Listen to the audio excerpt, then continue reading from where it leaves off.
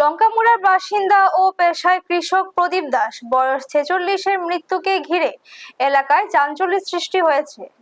জানা গেছে, স্বসহায়ক দলের আর্থিক অনিয়ম সংক্রান্ত একটি মামলায় তার স্ত্রী ঝুমা চৌধুরীকে তেলিয়ামুড়া থানার পুলিশ গ্রেপ্তার করেছে। পরিবারের সদস্যদের দাবি, স্ত্রী গ্রেপ্তারের পর থেকে প্রদীপ দাস মানসিকভাবে ভেঙে পড়েছিলেন, পরে তার মৃত্যু হয়।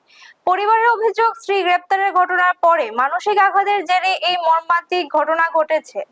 ঘটনার খবর ছড়িয়ে পড়তে এলাকায় শোকের ছায়া নেমে এসেছে। পুলিশ ঘটনাটি নিয়ে তদন্ত শুরু করেছে। মৃত্যুর প্রকৃত কারণ এবং ঘটনার সমস্ত দিক খতিয়ে দেখা হচ্ছে।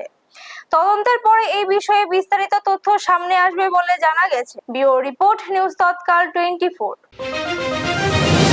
একটা ঘটনা, সেটা তো মানে আপনার সবাই জানে, সোশ্যাল মিডিয়া দিকে সবচেয়ে তো জমা যদি আইনের টাকার একটা কেলেঙ্কারি হয়েছে।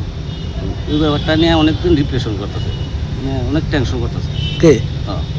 ওই প্রদীপ দাস, জমা চৌধুরীর যে হাজবেন্ড, প্রদীপ দাস ওয়াইফ বলে জমা চৌধুরী। হ্যাঁ, তো তাকে না ওয়াইফ কর্মসূত্রে থাকে। ও দরকার লাগলে আয় মনে হয় দুই একদিন ডাকলো, বেড়াইলো আবার এবং হ্যাঁ, তো আবার হার্টের পেশেন্ট। আজকে আমার প্রায় 6 মাসের মতো হার্টের প্রবলেম নিয়ে আছে।